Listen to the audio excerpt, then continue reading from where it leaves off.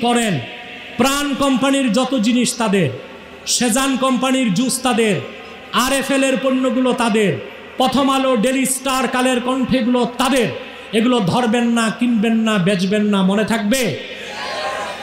আরেকটি ফেরকার ব্যাপারে সাবধান থাকবেন, সেটা হচ্ছে ঈসাই তরিকা।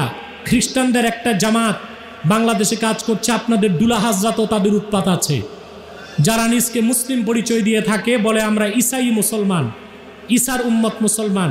ঈসার উম্মত মুসলমান না খ্রিস্টান? এই ফেরকা থেকেও দূরে থাকবেন। আরেকটি ফেরকার ব্যাপারে না বললে আমার খেয়ানত হবে, হিজবুত তাওহীদ। এটা হিজবুত শয়তান।